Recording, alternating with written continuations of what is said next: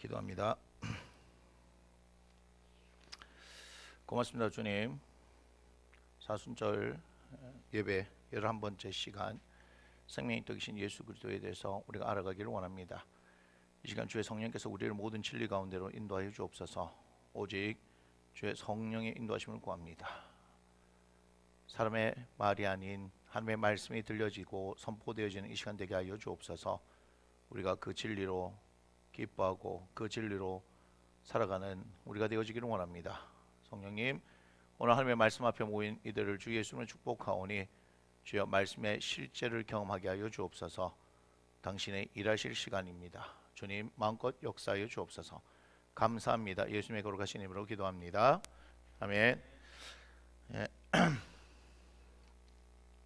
우리가 지난 10번째 시간에 은혜와 진리가 충만하신 분 예수님에 대해서 첫 번째 시간 얘기를 했죠.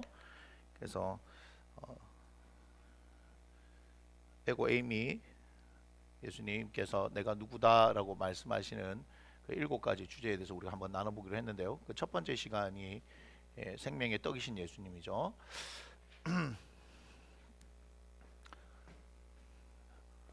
우리가 믿는 예수 그리스도는 요한복음 1장 14절에 따르면 은혜와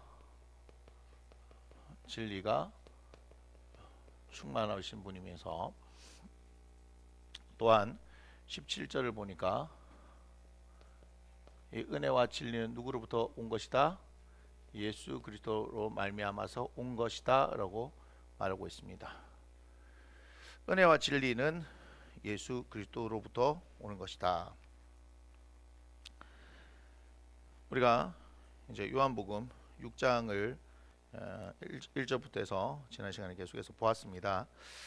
6장 1절부터 일어났던 사건은 무슨 사건이냐면 우리가 잘 아는 오병이어 사건이죠. 광야에서 예수님의 말씀을 듣고 그 말씀을 쫓아서 왔던 말씀을 쫓아온 게 아니죠. 예수님께서 행하시는 표적을 보고 병자에게 행하시는 표적을 바라보고 큰 무리가 나왔다라고 얘기했는데 이들 배가 고픈 것을 예수님께서 해결해 주시는 그 장면이고요. 남자 수면 5,000명 정도 되니까 2만 명에서 3만 명 되는 사람들을 떡 5개와 물고기 2마리로 그들이 원하는 대로 다 배불리 먹이고도 남은 것이 12바구니에 됐다 하는 뭐 그런 말씀들을 계속해서 봤습니다. 그런데 이제 그 가운데서 사람들이 어때요? 예수님을 자신들의 어떤 욕망, 즉 육신적인 배고픔들을 해결해 줄 수 있는 그런 분으로 인식하는 거잖아요.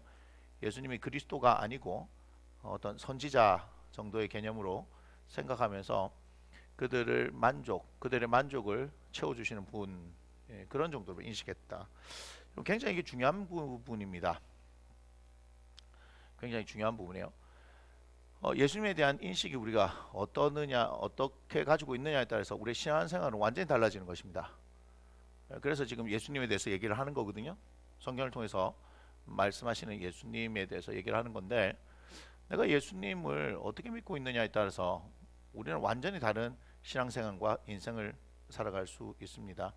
자, 그래서 한 번씩은 그런 질문을 해요. 예수님은 여러분에게 어떤 분이십니까? 그렇게 하면 막연하게 구원자다 이렇게 얘기를 해요.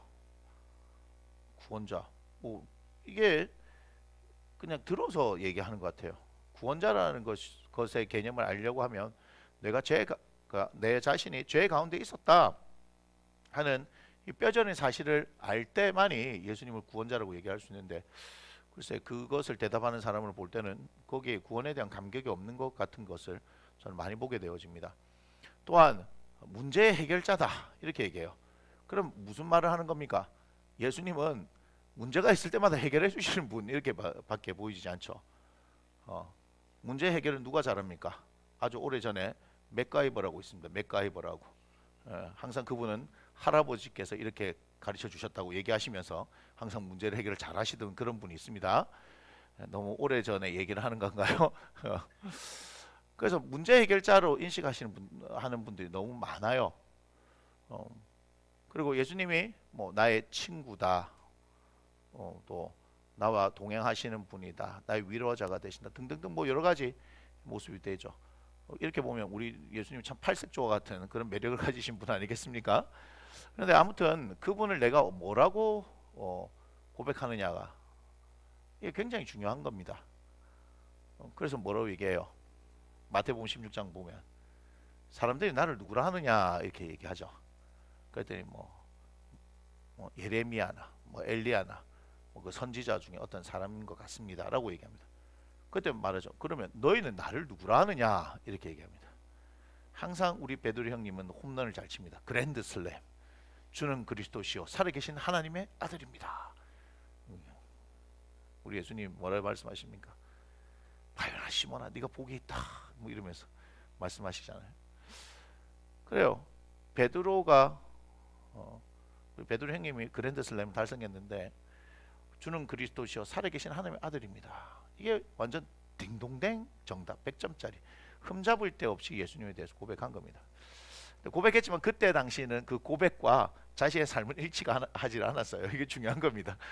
우리도 뭔가 배우고 들은 게 많아가지고 자기가 무슨 말을 하는지도 알지 못하고 막 얘기해요. 막 입에서 나온다고 다 말이 아닌데 그렇게 하는데 어떻게 보면 진작 삶을 보면 그렇게 살지 못하는 경우가 많잖아요, 그죠? 그래서 저의 삶도 여러분들이 참 목사라는 것이요 참 영광된 자리이기도 하지만 그 말에 대해서 무게감이 있고 책임을 져야 되는 자신 자리입니다. 근데 제 자신을 조심한다고 하고 또 많이 생각도 하고 이렇게 얘기하지만 그런데 제가 한번 말을 뱉으면 그대로 그것을 끝까지 책임지려고 하는 그런 태도는 저는 가지고 있거든요. 거짓말을 하려고 하지 않고 또한 진실하게 성실하게 살려고 하고 그게 삶 가운데도 있어요. 삶 가운데 제가 교통신호 웬만해서 제가 위반 안 합니다. 그 저하고 살아본 사람들은 압니다. 저는 교통신호 웬만해서 위반 안 하고 쓰레기 아무런 데나 버리지 않고 뭐 하여튼 그런 사람입니다. 그런데 그것이 어떤 도덕적인 삶을 살려고 하는 것이 아니라 예수님을 믿기 때문에 정직하고 성실하고 우리가 사실 목사가 말을 참 많이 하는 일을 하잖아요. 근데 그 말한 것에 대해서는 책임을 지려고 무단히 몸부림칩니다. 저 안에도 끊임없는 욕구가 올라와요. 또 계산도 올라오고 다 똑같은 거 아닙니까? 그죠? 그래서 우리 사도 바울도 이렇게 얘기했잖아요. 오호라 나는 공고한 사람이로다.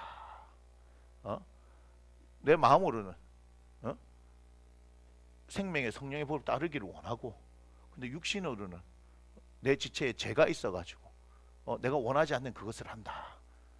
이렇게 얘기를 하잖아요. 그렇게 우리가 사는 겁니다. 근데 치열하게 사는 거예요. 정신 똑바로 차리면 우리 안에 계신 예수 그리스도를 인하여서 또한 주시는 말씀을 인해서 그것을 싸울 수 있는 힘이 생겨나는 거죠. 그죠?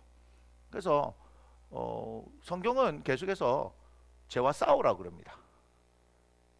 피 흘리기까지 싸워야 하는 겁니다. 죄는 싸워서 우리가 이길 수 있는 것입니다. 하나님께 뭐하라? 복종하라. 그리고 마귀를 대적하라. 그러면 너희를 피하리라. 이렇게 말씀하시죠. 히브리서 12장 4절을 보면 피 흘리기까지 너희가 아직 싸우지 않았다라고 얘기하니까 피 흘리기까지 싸워야 한다는 얘기잖아요. 그러니까 우리는 그런 영적 싸움을 해야 하는 겁니다. 근데 영적 싸움을 하지 않으면 우리는 그 육신에 이끄는 대로 갈 수밖에 없어요. 여러분 제가 헬스장 가면 막 정신을 못 차리겠습니다. 무슨 자신감에 그렇게 막 거의 막 이제 붙은 옷들을 입고 다니는지 잘 모르겠어요. 뭐 여기가 무슨 수영장도 아닌데 제가 가끔씩은 착각할 때 있습니다. 이렇게 수영장인가? 예. 전심전력으로 저는 저희 일을 해야 되는 겁니다. 되게 좋아하죠 지금. 우리에게는 그것이 일상인 거예요. 지금 이제 또 뭐가 많습니까? 뭐 휴대폰을 통해서 그죠? 또 PC를 통해서 뭐 얼마든지 광고나 이런 것들이 우리도 모르는 사이에 어떤 노출과 관련된 것들이라든지 뭐 삐끗 잘못하면 우리를 어떻게 해요? 눈에 어떤 정욕을 만족시키는 곳으로 이끌어내는 거잖아요. 그것을 우리도 모르는 사이에 가는 이유가 뭔지 아십니까? 우리가 마음에 힘이 없기 때문에 그런 거예요. 그래서 제가 잠언서 4장 23절 말씀 늘 말씀드리잖아요. 우리 지킬 만한 것 중에서 네 마음을 지키라. 생명의 근원이 에서 남이니라. 특별히 잠언서에 보면요, 여러분 음녀에 대해서 굉장히 많이 얘기하는 거 알고 있습니까? 그 음란한 것에 대해서 그렇게 얘기를 하는 거예요. 그러니까 잘 생각해봐야 되는 거죠. 아무튼 말했으면 그대로 지키려고 해야지.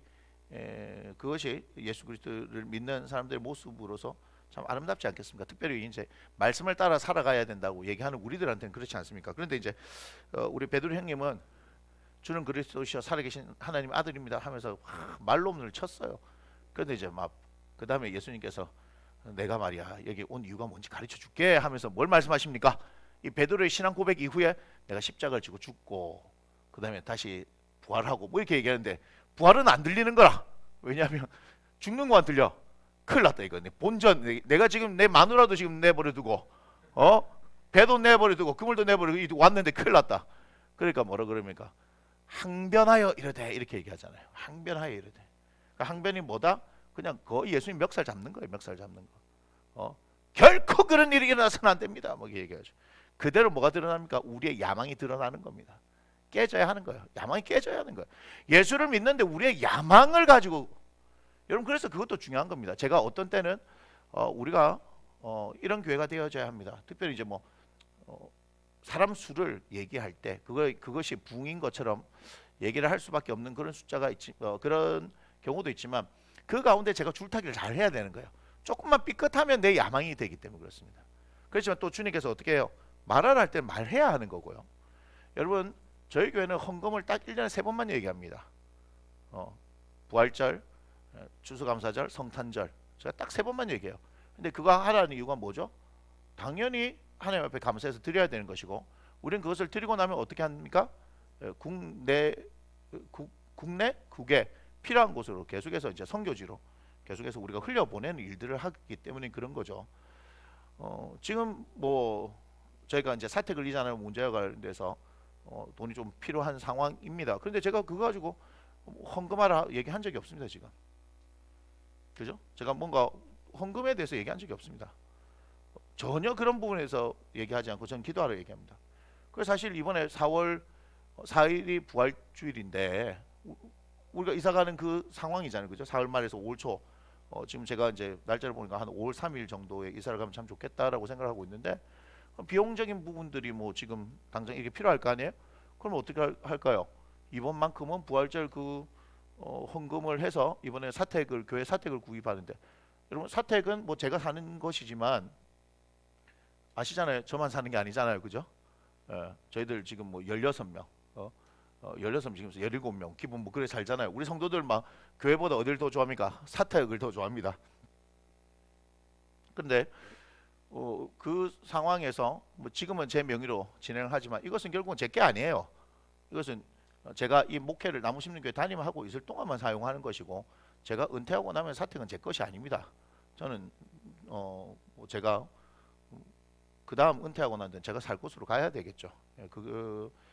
그러니까 이건 전적으로 교회 명의로 돼야 되는데 지금 일을 진행하는 과정에서 이제 제가 하는 것일 뿐입니다.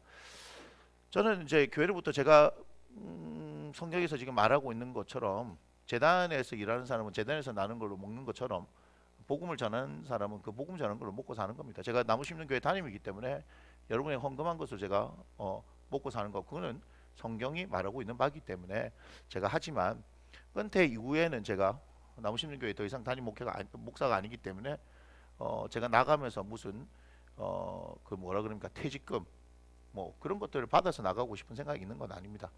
뭐 이랬기 때문에 그렇게 주실 수도 있겠죠. 하지만 저는 지금 뭐 적지만 어쨌든 국민연금도 넣고 총회연금도 넣고 있습니다. 물론 그거 가지고 은퇴해서는 안 되겠지만 지금의 저희 교회 상황에서는 최선을 다해서 여러분들이 해주고 계신 걸 알고 있기 때문에 지나고 나면서 이제 저 형편이 조금 나아지면 그렇게 제가 준비를 해서 나가려고 하는 것이고 제가 여기서 담임을 그만하지만 그 이유는 뭐죠? 제가 또 계속해서 힘 닿는 동안 또 복음을 전하는 일들을 하면서 또 살 거기 때문에 하나님께서 또 해주실 것을 믿는 겁니다. 그런데 뭐예요? 저에게도 인간적으로 생각할 때 어떻게 해요? 뭐 그런 생각이 들 수 있잖아요. 이번에는 부활주일 그 뭐 헌금이 어떻게 될지 모르겠지만 또 이래 필요한데 쓸 수 있지 않을까 하는 그런 생각도 할 수 있는 거예요. 하지만 우리의 원칙은 어때요? 그것은 흘려보내고 했기 때문에 그렇게 가는 겁니다. 무슨 얘기를 하냐면은 말과 행동을 일치시키면서 사는 것은 굉장히 힘든 겁니다. 그러니까 치열한 뭐가 있는 거예요? 투쟁이 안에서 일어나는 거예요. 치열한 싸움이 일어나는 거예요. 그건 당연한 겁니다. 싸워서 그러면 이왕이면 어떻게 돼요? 이겨야죠. 다른 건 제가 다 질 수 있습니다. 그러나 영적 싸움에서는 우리가 이겨야 한다. 다른 건 이기고 싶은 생각이 없습니다. 저는 다 질 수 있습니다. 그러나 예수님께서 말씀하셨어요. 요한복음 16장 33절 이후에 담대하라 내가 세상을 이겼다라고 말씀하고 계시잖아요. 그 이기셨다고요. 그리고 우리가 빌립보서 2장 9절 이후에 하늘에 있는 것, 땅에 있는 것, 땅 아래에 있는 모든 것이 예수의 이름에 무릎을 꿇었다라고 얘기하니까 예수의 이름으로 우리가 담대하게 나가면, 즉 내 안에 예수의 이름, 예수의 생명이 있으면 우리는 이미 세상에서 승리한 거예요. 그러니까 세상이 보여주는 건 뭐죠? 그건 허상입니다.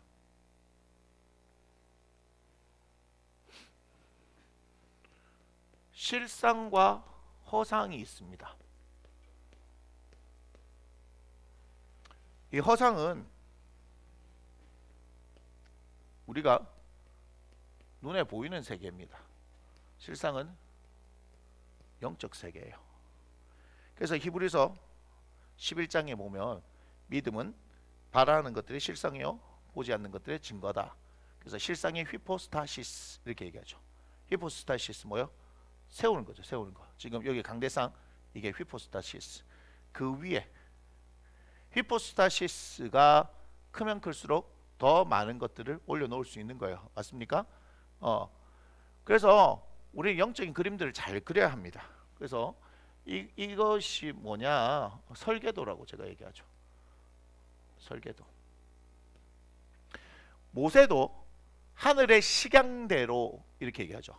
하나님께서 보여주신 대로 뭘 지었어요? 성막을 지었죠.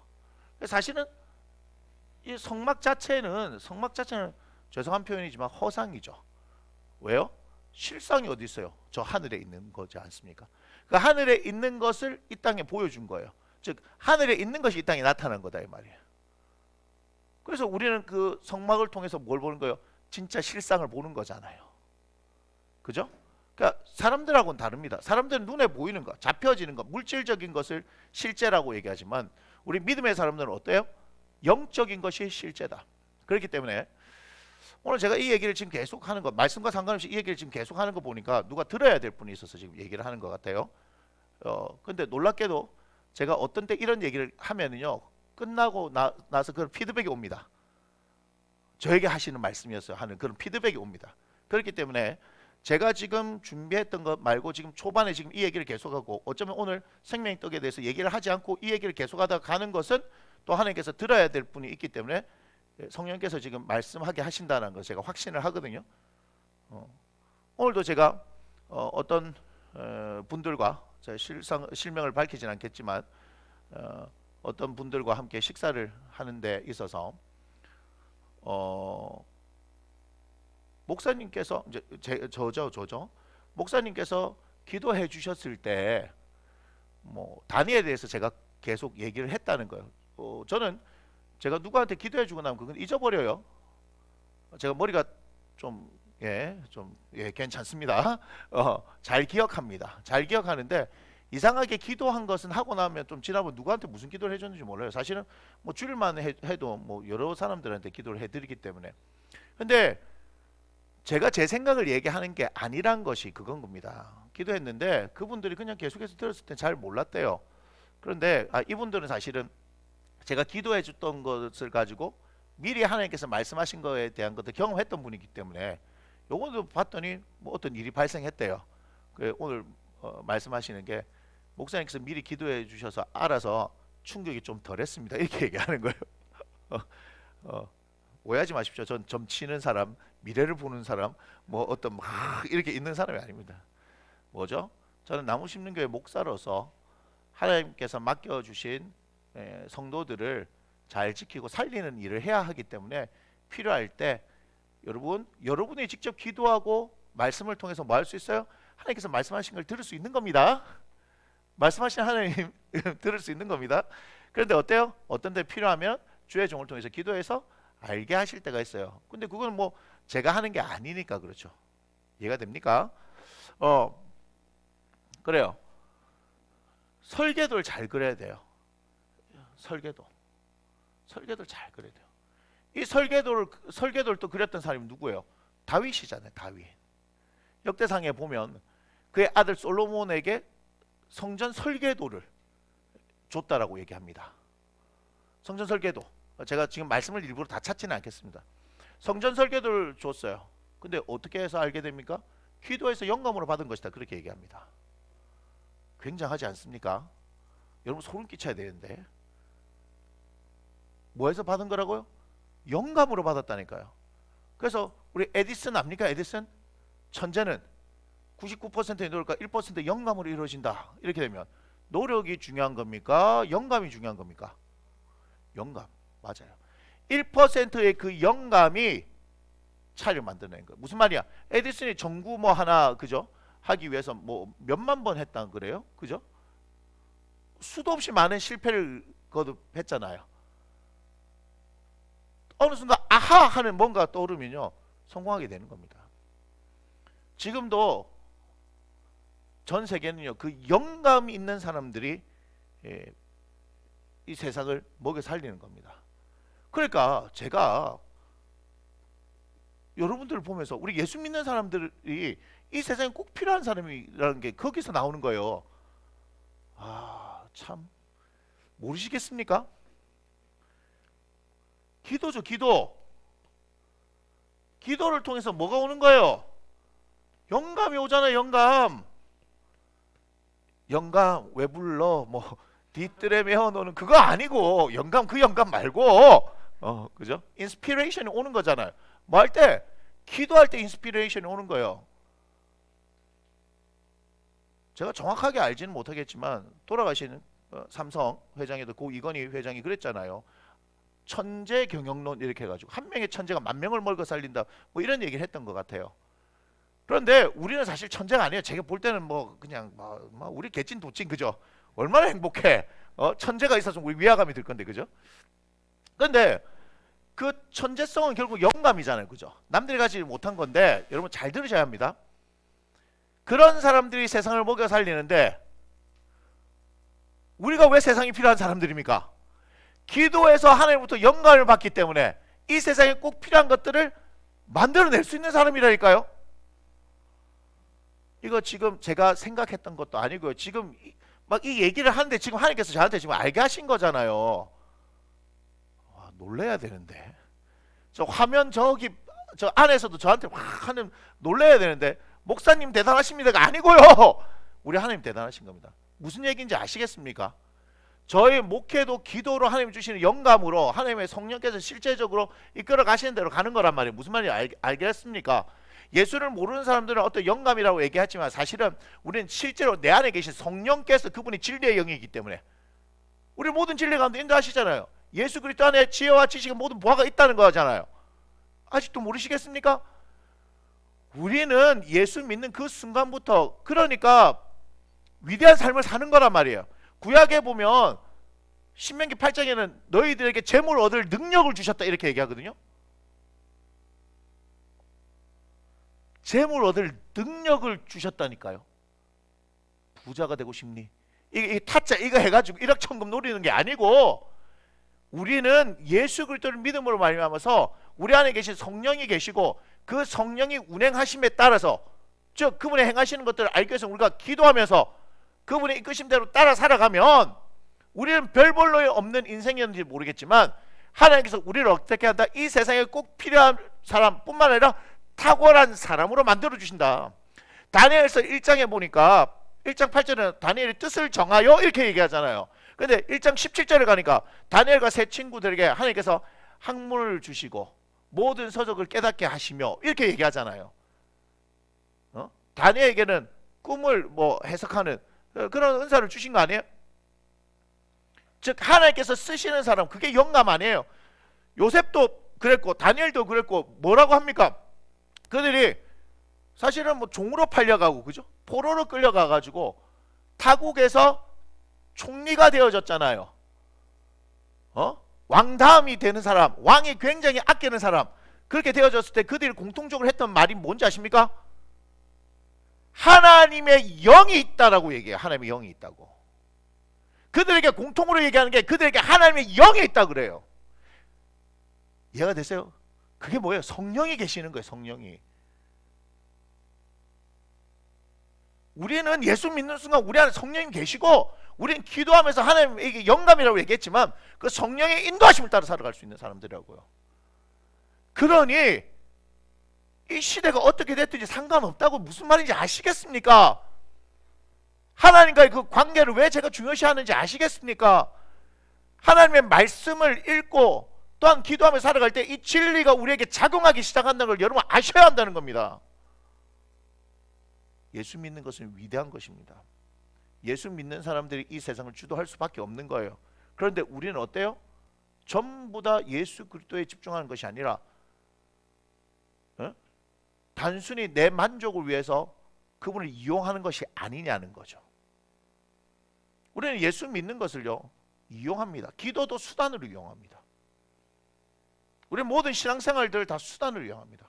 심지어는 교회가 커지면 별의별 사람들 다 있습니다. 사업하려고 오는 사람도 있고요, 결혼하려고 오는 사람도 있습니다. 별의별 사람들 다 있습니다. 주영이가 뭐 얘기하던데, 우리 지금 이거 뭐 스트리밍 할 때 보면은 막 밑에 막 계좌번호 보내면서 뭐 돈 좀 보내달라고. 돈 몇 푼 보내는 게 중요한 게 아닙니다. 그에게 뭐예요? 복음이 들어가요. 복음이. 예수 그리스도로 사는 겁니다.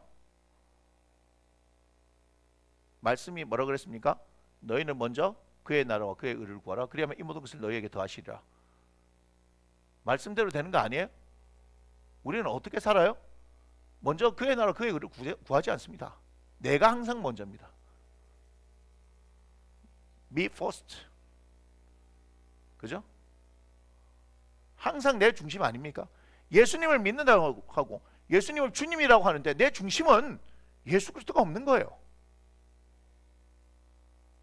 이해가 되십니까? 누가 그랬듯이요? 베드로가 그랬듯이. 누가 그랬듯이요? 나머지 제자들 그랬듯이. 그러다가 결정적인 배반의 똥줄을 땡긴 놈이 누굽니까? 가룟 유다 아닙니까?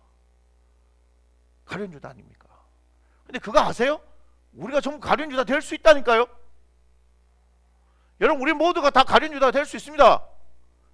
저는 제가 가룟 유다인 걸 봤습니다. 2012년에.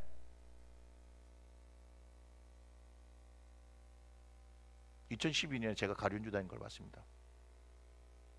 신대원 입학한 첫 주에 은성수도원에 들어가서 저희 학교 영성학 교수님들하고 같이 들어가요. 신대원 입학생들은 1학기, 2학기 계속.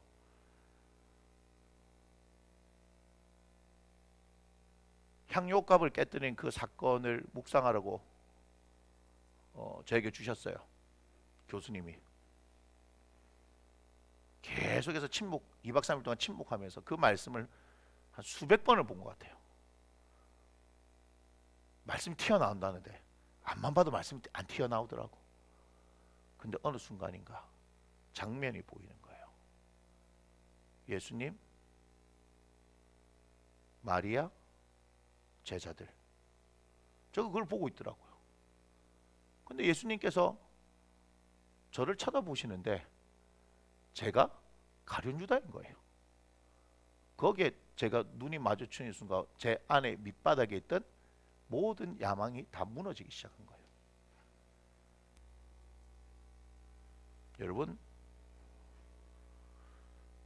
우리가 다 가룟 유다일 수 있습니다.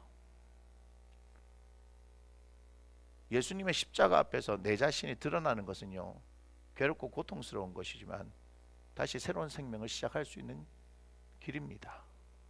제가 만약에 가룟 유다인 것을 보지 못했다면, 내가 예수 그리스도를 이용해서 야망으로 살려고 하는 사람이었다는 것을 보지 못했다면 여전히 헛짓하고 있었을 겁니다. 물론 그 이후에도 헛짓하고 다녔어요. 제가. 저 위험한 사람이었어요. 왜 위험한 사람이냐? 어떤 목회를 하고 싶으냐? 제가 그랬습니다. 저는 슈퍼 울트라 메가톤 처치 교회를 하고 싶다고 그랬어요. 초대형 교회를 할 거라고. 막 몇 명을 목회하기를 원하냐? 깜짝 놀랄까 싶어서 제가 많이 줄여갖고 3천만 명이요 이렇게 했어요. 그랬더니 예? 3천 명이요? 아니요 3천만 명이요 했더니 전부 다 있다가 전부 이 동기들부터 시작해가지고 그냥 할 말을 못한 채 이렇게 탁 가만히 있더라고요. 어떤 눈빛인지 아시겠습니까? 미친놈 이런 거죠. 미친놈. 3천만 명 목회하겠습니다. 제가 왜 줄였느냐? 제가 1억이요 하려 하다가 우리나라 남북한 합쳐도 1억이 안 되잖아. 근데 중국 가면 됩니다. 간단하잖아요. 중국 가면 된다고요. 그러니까 위험한 사람이죠. 지금은 이제 그 모든 오해가 풀려가지고 있는데 우리 여기서 함께 있는 고혜진 목사 그죠? 저하고 동기잖아요. 같은 반이고 3년 내. 저 말고 이제 다른 친한 그 전도사가 고혜진 목사한테 가가지고 누나 저 형 이상해 가까이 하면 안 돼. 저 형 이상해 가까이 하면 안 돼. 정신병자인 줄 알았던 모양이 다들. 제가 그런데 그렇게 얘기한 이유가 있습니다. 제가 지금 그 얘기는 다 할 수 없는 거. 아무런 이유 없이 제가 그렇게 얘기했던 건 아닙니다. 단순한 야망을 얘기하는 게 아닙니다. 그때 뭐냐 앞으로 교회가 안 된다라고 자꾸 얘기하길래 거기에 대한 반감으로 제가 된다라고 얘기를 한 겁니다. 쥐들이 뭔데 교회가 된다 안 된다 얘기를 해?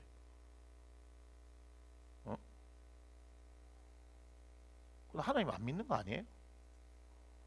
우리 교회는 출발 자체가 설립 예배 때부터 어떤 교회예요? 반드시 되는 교회예요. 정도출 목사님 오셔서 뭐라 그러셨습니까? 본문을 주셨는데 제목을 안 정했는데 그럼 제목을 다시 정해주겠다 했는데 아 잠깐만 하면서 하나님께서 주신 영감을 해서 반드시 되는 교회라고 제목을 주셨다고 그걸 오셔서 말씀하셨잖아요. 우리의 출발은요 반드시 되는 교회입니다. 받아놓고 시작하는 거예요. 포카 칠 때 에이스 2장 원페어 받아놓고 치는 거예요. 이거는 제 얘기가 아닙니다. 넘버 3 영화에서 하는 겁니다.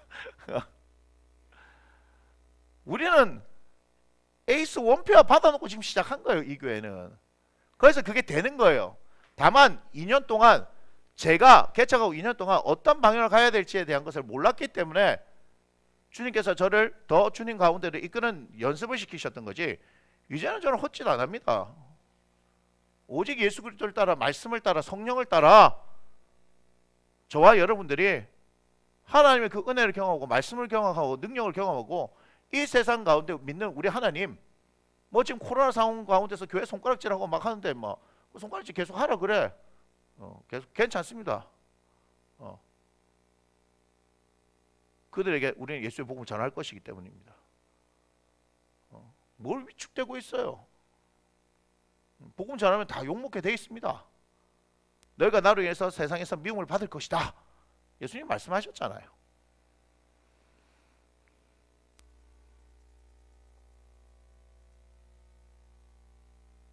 여러분 오늘도 우리가 요한복음 6장 이후로 계속해서 보면 베드로 형님 홈런 칩니다. 베드로 형님 결론부터 말씀드리면 주여 영생의 말씀이 여기 있는데 우리가 어디로 가겠습니까? 멋진 행님입니다. 멋진 행님. 우리가 최소한 실수가 있다 하더라도 그렇게 일단 말 좀 해보는 건 어떻겠습니까? 이것도 교만이지만 아닙니다 하는 것도 어떻게 해요? 교만입니다. 그 겸손이 아닙니다. 할 수 있는데도 하기 싫어갖고 저는 그거 못합니다. 이거는 교만이에요. 교만. 다시 말씀드리지만 예수님을 절대 이용하려고 하지 마십시오. 그분은 우리의 주님이십니다. 그분은 우리의 주님이십니다. 오늘 생명의 떡이신 예수님을 말씀하시는데 이 예수님이 왜 자신을 생명의 떡이라고 말합니까? 우리를 위해서 자신의 생명을 주시려고 오셨다는 것을 말씀하기 위함 아닙니까? 당신의 생명을 우리에게 주셔서 그 생명을 먹고 마시는 자들마다 주님 안에 있어서 어떻게 한다? 하나도 잃지 않게 하시는 아버지 하나님 뜻을 이루고자 하신다 아닙니까? 우리는 그럼에도 불구하고 여전히 그분이 베풀어 주신 기적 그 떡 먹는 것에만 관심이 있으면 제자들도 마찬가지 아니었습니까?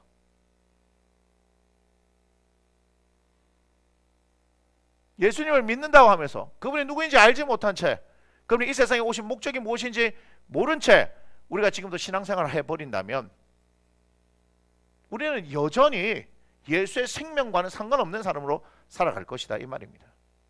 그러면 조금만 힘들면 배신하고 배반하는 사람들 될 겁니다. 주는 그리스도시요 살아계신 하나님의 아들입니다 얘기했던 그 사람이 즉각에 당신의 생명의 얘기를 하는데 자신의 계산과 달라지는 그 상황 가운데 당장 멱살을 잡고 그런 일 절대로 일어나지 않습니다 라고 얘기하는 베드로, 그 모습이 우리의 모습이고, 끝까지 계산하에 살다가 더 이상 자신의 소망이 이루어질 것 같지 않아서 예수님을 팔아버린 가룟 유다가 우리의 모습이다, 이 말입니다. 유대인들이 무서워서 예수님 십자가에서 돌아가시고 난 이후에 문을 닫아 걸어 잠그고 두려움에 떨고 있었던 그 제자들의 모습이 우리의 모습이다, 이 말입니다. 근데 그분은 우리에게 생명을 주셨습니다. 인자가 온 것은 섬김을 받으려 함이 아니요 섬기려 하고 자기 목숨을 많은 사람의 대속물로 주려 합니다 라고 말씀하셨어요. 여러분에게 묻겠습니다. 여러분 안에는 예수의 생명이 흐르고 있습니까? 여러분 안에 예수의 생명이 흐르고 있습니까? 우리 안에 예수의 생명이 흐르고 있음을 기억하기 바랍니다. 단순히 떡 먹는 것에 관심이 있는 인생이 아니라 내 안에, 내 살과 내 피 속에 예수의 살과 예수의 피가 흐르고 있다는 것을 여러분 기억하셔야 하는 겁니다. 오늘 본문의 말씀 계속해서 들어가서 보도록 하겠습니다. 6절 22절 이유를 보니까 이렇게 말하고 있습니다. 이튿날 바다 건너편에 서 있던 무리가 배 한 척 외에 다른 배가 거기 없는 것과 또 오직 예수께서 제자들과 함께 그 배에 오르지 아니하시고 제자들만 가는 것을 보았더니, 그러나 디베레에서 배들이 죽게 해서 축사하신 후 여럿이 떡 먹던 그곳에 가까이 왔더라. 24절 무리가 거기에 예수도 안 계시고 제자들도 없음을 보고 곧 배들을 타고 예수를 찾으러 가버나움으로 가서, 아주 적극적입니다. 24절 무리가 거기 24절 무리가 거기에 예수도 안 계시고 제자도 없음을 보고 뭐 타고 갔다고요? 배 타고 예수 찾으러 가버나움으로 갔어요. 25절 보니까 뭐라고 합니까? 바다 건너편에서 만나 랍비여 언제 여기 오셨나이까 하니, 배 타고 가가지고 예수님을 뭐라 부릅니까? 랍비여. 뭔 말이에요? 선상님이 말이에요. 선상님. 허허이, 큰일 났다. 예수가 누군지 안다 모른다? 모른다. 왜요?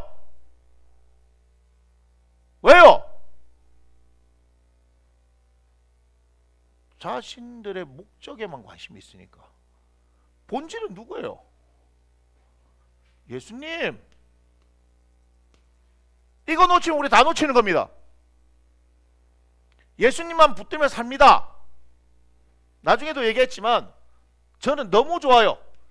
길, 진리, 생명. 우와!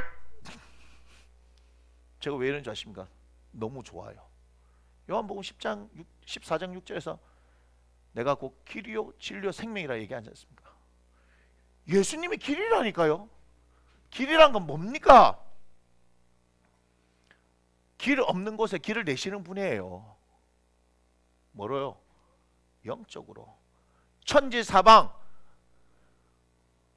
우리가 막혀 있어요. 사방의 적이에요. 바라볼 곳 어디밖에 없어요? 하늘밖에 없잖아요. 근데 하늘을 향하여서 주님 하고 부르면요, 길이 열린다니까요. 길이 열린다니까요. 좋지 않아요? 진리. 요한복음 8장 32절. 진리를 알지니 진리가 우리를 어떻게 한다? 자유케 한다. 아멘. 자유. 더 이상 죄가 우리를 억누를 수 없다. 사망이 우리에게 왕노를 할 수 없다. 으아! 자유인인 거예요. 애굽에서 종살이 하던 그들, 자유자가 되었잖아요. 유월절 어린 양의 피로써. 유월절 어린 양의 피로써. 그리고 홍해를 건넌 것이 뭐예요? 세례를 받음으로. 세례가 뭡니까? 그리스도와 합하여 옷 입는 것이다. 나의 옛사람은 죽었습니다. 그런즉 내가 그리스도와 함께 십자가에 못 박혔나니 이제는 내가 사는 것이 아니요 내 안에 예수 그리스도께서 사시는 것이라. 누구든지 그리스도 안에 있으면 새로운 피조물이라. 이전 것은 지나갔으니 보라 새 것이 되었도다. 곳곳에 뭘 말합니까? 예수 그리스도를 말미암아서 우리가 새 사람이 되어졌습니다. 그것이 진리의 역사입니다. 생명. 오늘 우리 생명 보지 않습니까? 내 살과 내 피를 너희가 먹어야 한다. 기꺼이 너희를 위해서 내 살을 찢어서 나눠주고 내 피를 너에게 나눠주겠다. 주님의 살과 피를 먹고 마시는 자들에게 예수의 생명이 있는 겁니다. 이 생명은 영원한 생명을 말하는 것입니다. 너무 좋지 않습니까? 길과 진리 생명 대신 이 예수님만 붙드세요. 여러분의 상황 가운데서 지금 실제적인 상황입니다. 저는 그냥 말장난을 하는 게 아닙니다. 여러분의 지금 삶의 상황 가운데서 길이 보이지 않고 막막하고 답답합니까? 주의 이름 부르세요. 주의 이름 부르세요. 요한복음 14장 13절 14절 뭘 얘기합니까? 내 이름으로 무엇이든지 구하면 내가 행하리라. 내 이름으로 무엇이든지 구하면 내가 행하리라. 13절에도 얘기하고 14절에도 말씀합니다. 기도하라는 얘기죠. 구하라, 찾으라, 문을 두드리라. 그때 열리는 거예요. 얻는 거예요. 찾아지는 거예요. Never give up. 누가복음에서 과부와 불의한 재판관 이야기할 때 그 과부가 원통한 일 당했다고 밤낮으로 찾아가서 불의한 재판관, 하나님을 두려워하지도 않고 사람을 무시하는 그 재판관인데도 밤낮 찾아서 내 억울함을 풀어달라고 하는 그 과부, 그 과부의 그 간절함 때문에 내가 그의 원통함을 풀어줘야 되겠다 얘기하잖아요. 그 비유를 말씀하시면 뭐라고 얘기합니까? 항상 기도하고 낭망하지 말아야 할 것을 얘기하잖아요. 항상 기도하고 낭망하지 말아야 한다고 얘기합니다. 기도할 때 어떻게 돼요? 어느 순간이가 낭망할 순간이 오는데 어떻게 한다? 응답하실 때까지 한다 이 말이에요. 응답하실 때까지. 그때 뭐라 그러십니까? 그것이 긴 시간 아니다. 하물며 하나님께서 자신들이 택하신 자들이 밤낮 부르짖는 것을 듣지 않으시겠냐라고 말씀하시죠. 들으신다 이 말이에요. 낙심하지 말라, 낭망하지 말라 이 말이야. 언제까지입니까? 우리는 자꾸 언제까지입니까? 물어봅니다. 기도했으면 받은 줄로 믿으라 얘기하잖아요. 성경대로 하면 안 됩니까? 기도하십시오. 기도하십시오. 예수의 이름으로 기도하십시오. 그분이 길을 내십니다. 그분이 길을 내시는 분입니다. 그분이 우리와 함께 하시는 말미암아 길을 내시는 분이라고요. 그분은 우리를 믿고 있다는 겁니다. 26절 봅시다. 이렇게 얘기합니다. 26절에 예수께서 대답하여 이르시되 내가 진실로 진실로 너에게 이르노니 너희가 나를 찾는 것은 표적을 본 까닭이 아니요 떡을 먹고 배부른 까닭이다. 예수님께서 정확하게 핵심을 찔죠. 너희 맛 떡 먹고 지금 배부르니까 어떻게 해? 떡 먹고 배불렀는데 끼니 지나면 어떻게 돼요? 배가 고프잖아요. 하루 한 끼를 먹어도 그 다음날 되면 배고픈 거 아닙니까? 지금 그 얘기예요 지금. 그래서 27절에 여러분 핵심입니다. 27절 요한복음 6장 27절 한번 읽어봅시다.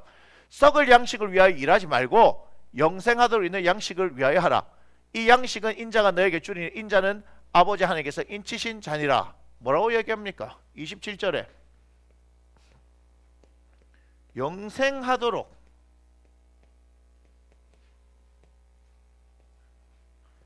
있는 양식을 위해 뭐하라? 일하라. 일하라 했습니다. 자, 영생하도록 있는 양식은 그냥 주어지는 게 아닙니다. 그것도 일해야 하는 겁니다. 썩을 양식인 떡을 위해서도 우리가 일해야 하지만 영생하도록 있는 양식을 위해서 일하라고 얘기합니다. 그러니까 28절에 궁금한 거죠. 그들이 묻되 우리가 어떻게 하나님의 일을 하오리까? 이렇게 물어보죠. 29절 별표 치세요. 예수께서 대답하여 이르시되 하나님께서 보내신 이를 믿는 것이 하나님의 일이니라 하시니. 아멘. 뭐죠? 영생하도록 있는 양식을 위해서 일하라. 일하는 게 뭡니까? 아주 간단하네요. 예수를 믿는 것입니다. 예수 믿음. 예수를 믿으면요 많은 일이 일어나는데요. 요한복음 1장 12절을 보니까 영접하는 자 곧 그 이름을 믿는 자들에게는 하나님의 자녀가 되는 권세를 주셨다. 그래서 하나님의 자녀가 되는 권세가 무엇인지에 대해서 우리가 살펴봤잖아요. 모르시면 찾아보세요. 나와 있습니다. 하나님의 자녀가 되는 권세를 주셨다. 일단 우리의 신분의 변화가 일어납니다. 그리고 죄에서 해방되어지죠. 상속자가 되어지네요. 많은 일들이 일어나는 겁니다. 얼마나 좋아요. 얼마나 좋아요. 30절 그들이 묻되 그러면 우리가 보고 당신을 믿도록 행하시는 표적이 무엇이니까? 하시는 일이 무엇이니까? 이렇게 얘기합니다. 믿고 싶다 이 말이. 믿고 싶다. 아니 믿어야지만이 영생하도록 있는 양식을 위해서 일하는 것이다 얘기하잖아요. 하나님의 일은 하나님이 보내신 이 누굽니까? 예수님을 믿는 거잖아요. 그죠? 그럼 질문이 있는 거지. 당신은 그럼 뭐 보고 믿을 수 있습니까? 이 얘기죠. 질문이 그렇게 되잖아요. 그죠? 뭘 보고 일합니까? 뭐 믿습니까? 이렇게 했는데 31절 봐요. 재밌습니다. 기록된 바 하늘에서 그들에게 떡을 주어 먹게 하였다 함과 같이 우리 조상들은 광야에서 만나를 먹었나이다. 이렇게 얘기합니다. 하여튼 인생들이 떡 먹은 인생은요 떡밖에는 생각 못해. 맨날 떡이야 떡. 아이고 진짜. 뭔지 아십니까? 제가 목회를 이렇게 하면서 사람들하고 이렇게 보잖아요. 그러면요 예수님 관심 없고요 자신의 관심 있는 거 계속 와서 얘기합니다. 목사님 또 우리 집사람도 괴롭혀요. 사모님 말은 예수인데 딱 가만히 들어보면 있잖아요. 떡 얘기하고 있다니까. 떡 얘기.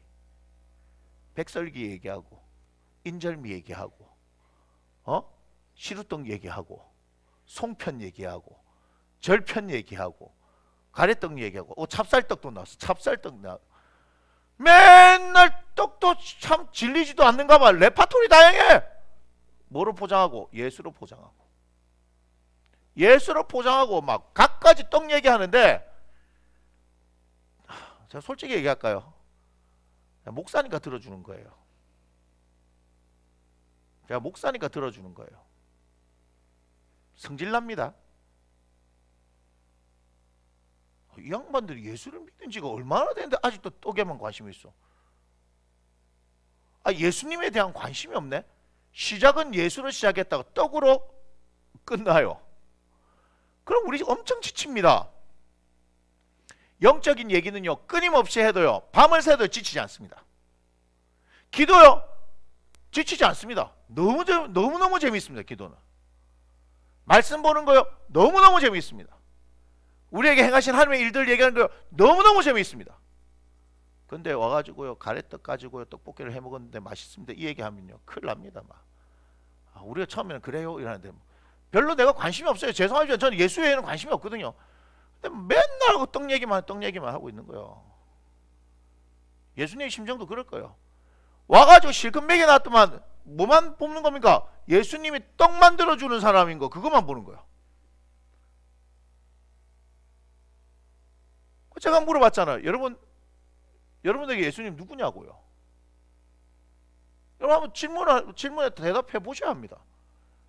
예수님께서 제자들에게 가이사랴 빌립보 지역에서 말씀하셨던 것처럼 너희는 나를 누구라 하느냐?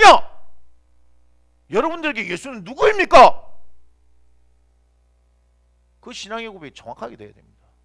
안 그러면요 예수 믿는 걸 빙자해가지고 전부 다 뭐예요? 기도도 빙자해가지고 전부 다 뭐예요? 제가 얘기했죠. 기도 만능설 들어봤습니까? 기도 만능설? 이거 제가 만든 말인데요. 기도하면 다 됩니다 이렇게 했는데 결론적으로 얘기할 거예요.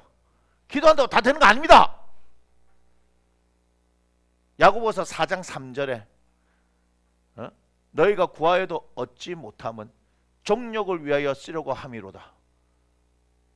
구하여도 기도해도 얻지 못한다니까요. 기도가 만능이 아니랄 거요. 기도는 하나님 앞에 서는 시간이고 하나님과 대화하는 시간이고 하나님께 묻는 시간이고 하나님께 듣는 시간이고, 그래서 그 하나님께서 자기의 기쁘신 뜻을 위하여 우리에게 소원을 주시면 그 소원을 위해서 기도하는 것이고, 그 기도할 때 그 뜻이 이루어지는 것이고. 그러면 목사님 아까는 무엇이든지 구하라 했더니 그건 막 그렇게 구하면 안 됩니까? 성경 보세요. 그 무엇이든지 무엇인지를 알 수 있으니까. 제가 오늘 이거에 대해서 설명하는 게 아닙니다. 기도가 만든 게 아닙니다. 떡 주세요, 떡 주세요, 떡 주세요. 하나님이 뭘로 보입니까? 떡 주는 사람입니까? 그토록 신앙이 자라지 않습니까? 늘 어린아이 같은 신앙으로 이렇게 있습니까? 떡 먹여주는 신앙, 장성하지 못하고. 우리가 제자입니까? 후안 까를로스 오르티즈 목사님 그 책을 20주를 공부했잖아요. 근데 공부할 때 뭐라 했습니까? 잘하지 않는다. 그 목사들이 뭐야? 고아는 원장이다. 젖병 물린다. 목사들이 뭐 하는 거예요? 잘하지가 않으니까 막 성도들 젖병 물린다. 그 얘기를 하잖아요. 못 자랍니다. 잘할 수가 없습니다. 야아들은 떡으로 시작해서 떡으로 끝내려 하는 모양입니다. 32절 봅시다. 예수께서 이르시되 내가 진실로 진실로 너에게는 모세가 너에게 하늘로부터 떡을 준 것이 아니라 내 아버지께서 너에게 하늘로부터 참떡을 주시나니 하나님의 떡은 하늘에서 내려 세상에 생명을 주는 것이니라.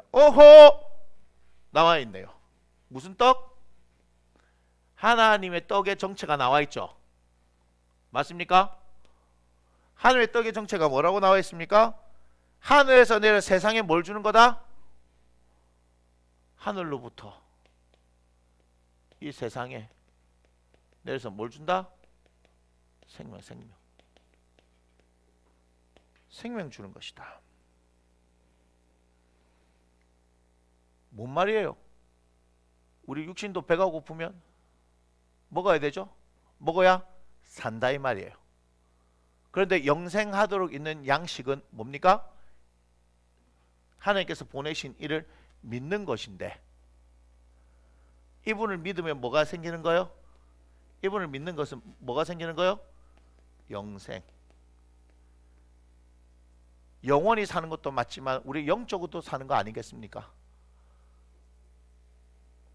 실상과 허상인데 여기 보이십니까? 실상을 살려놔야지만이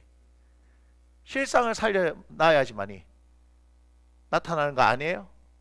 근데 우리는 어떻게 해요? 끊임없이 허상에 집중하고 있는 거예요. 그러니까 예수 그리스도를 통해서 우리가 이것을 볼 때 영원한 생명이다. 예수를 믿는 것, 하늘로부터 세상에 생명을 주는 것이 하나님의 떡인데, 이 떡을 먹음으로 말미암아서 우리가 영원한 생명을 얻는다도 되지만 또한 우리의 실제적인 삶을 살아가는 데 있어서 어떻게 할 수 있다? 실상, 이것이 무엇인지를 바라볼 수 있는 힘이 있고 그것을 제대로 그려내고 세워나가서 어떻게? 영향을 미친다며. 영향을 미친다. 34절 그들이 이르되 주여 이 떡을 항상 우리에게 주소서. 6장 34절 그들이 이르되 주여 이 떡을 항상 우리에게 주소서. 이 말씀을 읽는데 어떤 아주머니 한 분이 생각나지 않습니까? 예, 나왔습니다. 시간이 애매한데 그 아주머니에 대한 얘기만 해놓고 내일 to be continue 이렇게 된 거죠. 원래 재밌는 드라마는 그런 거예요. 내일 계속 얘기하겠습니다. 그들이 이르되 주여 이 떡을 항상 우리에게 주소서. 사마리아 아줌마 생각나지 않습니까? 남편이 5명 있었던 능력자 아줌마 생각나지 않습니까? 요한복음 4장 15절을 한번 보세요. 비교해 보세요. 제 말이 맞는지 안 맞는지. 요한복음 6장 34절, 지금 화면에 작아서 잘 안 보이는데 요한복음 4장 15절하고 비교해 보세요. 한번 비교해 보세요. 비교. 자, 요한복음 4장 15절 이렇게 얘기죠. 여자가 이르되 주여 그런 물을 내게 주사 목마르지도 않고 또 여기 물기를 오지 않게 하옵소서.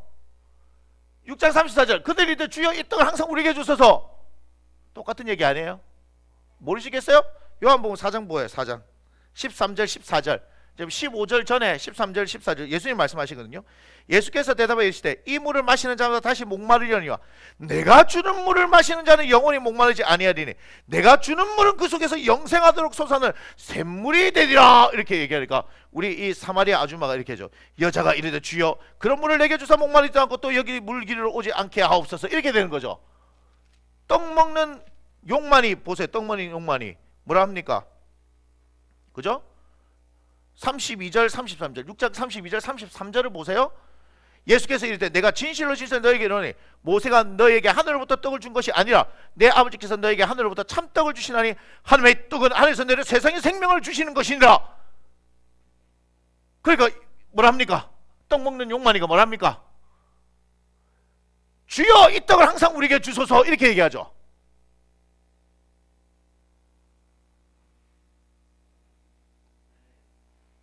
국어가 잘 안 되는 모양인데요. 내일 다시 자세히 한번 더 보도록 하겠습니다. 그런데 오늘 한번 보세요. 뭐죠? 이런 일이 일어난 게 뭡니까? 예수님은 뭘 얘기하셨습니까? 예수님은 지금 끊임없이 영원한 생명에 대해서 얘기하죠. 사마리아 여인은 지금 물기르러 왔기 때문에 영원토록 솟아나는 샘물로 얘기한 것이고, 맞습니까? 야들은 떡 먹은 경험이 있었기 때문에, 그리고 쥐들이 떡을 만나 얘기했기 때문에 뭐 했어요? 생명의 떡에 대해서 얘기를 하는 거예요. 그런데 이런 일이 일어나는 것이 왜 일어나느냐 하면 요한복음 6장 요한복음 6장 63절을 읽어보시면 됩니다. 요한복음 6장 63절 뭐라고 말씀하시냐면, 살리는 것은 영이니 육은 무익하니라. 내가 너에게 이른 말은 영이요 생명이라. 이거 아주 중요한 얘기입니다. 자, 사마리아 여인도 마찬가지고 지금 예수님을 찾아서 배 타고 적극적으로 랍비여 어디 계셨습니까? 뭐 이렇게 얘기했던 이 양반들도 마찬가지고 뭐예요? 이들은 여전히 육에 속한 사람. 그런데 예수님은 뭘 얘기하는 거예요? 영의 얘기를 하는 거예요. 그러니 서로 같은 공간에 있지만 같은 말을 하는 것 같지만 다른 세계의 언어를 얘기하고 있는 거예요. 맞습니까? 알아들을 수 있어요? 없어요? 못 알아듣는 거예요. 못 알아듣는 거예요. 그런데 내일 보면 to be continue 얘기하는 게, 내일 보면 사마리아 아줌마도 박삭 깨져가지고 어떻게 돼요? 육의 사람에서 영의 사람이 되고, 떡 먹는 욕만이들도 어떻게 되는 거예요? 박삭 깨져가지고 어떻게 해요? 육의 사람에서 영의 사람이 되어진 걸 보는 겁니다. 우리도 마찬가지입니다. 제가 오늘 얘기했듯이 우리가 예수를 빙자해서 계속해서 떡에만 관심 있는 인생, 우리가 새로운 피조물이 되어졌고 하나님의 자녀가 되어졌다라고 말씀을 듣고는 있지만 결코 우리의 인생을 하나님의 자녀로서 새로운 피조물로서 살아가지 못하는 이 비극을, 여러분 다른 게 비극이 아닙니다. 코로나가 비극이 아니고 예수를 믿는다고 하면서, 믿었다고 하면서 이 교회를 다니면서도 여전히 육에 속한 사람처럼, 고린도전서 3장 1절 2절에 보면 어린아이 곧 육에 속한 자 이렇게 같이 이렇게 얘기합니다. 제 얘기가 아닙니다. 우리 사도 바울 형님이 그래 말씀하셨습니다. 너희를 신령한 자들 같이 대하지 못하고 어린아이와 같이 곧 육에 속한 자, 그렇게 얘기합니다. 육에 속한 자, 어린아이 같이 대함은, 이렇게 얘기합니다. 예수를 믿었지만 여전히 어떻게 해요? 어린아이인데 그 어린아이의 신앙은 뭐와 같다? 육에 너희들 속해 있을 때 하던 행동 똑같지 않느냐 이 말이에요. 그래서 히브리서 5장 13절 14절 젖먹는 신앙, 장성한 자의 신앙은 의의 말씀을 경험했느냐 하지 못했느냐 여기서 바뀌어지는 거 아니겠습니까? 의의 말씀, 사마리아 그 누님과 떡 먹는 욕만이들이 의의 말씀인 말씀 그 자체이신 예수 그리스도를 통해서 어떻게 돼요? 바바박 깨져서 육의 사람에서 영의 사람으로 바뀌어지며 영원한 생명 가운데 거하게 되어지는 그 사건을 내일 이어서 계속하도록 하겠습니다. 기도하겠습니다. 고맙습니다. 썩을 양식을 위해서 일하지 않고 영생하도록 있는 양식을 위해서 일하라고 말씀하시는 우리 주님의 음성을 듣게 하여 주옵소서. 여전히 우리가 예수를 믿는다 하지만 예수를 빙자해서 자라지 못한 신앙으로 계속해서 떡 먹는 것에만 관심 있는 것이 우리의 모습은 아닌지 우리 자신을 이 말씀 앞에서 비추어 돌아보게 하여 주옵소서.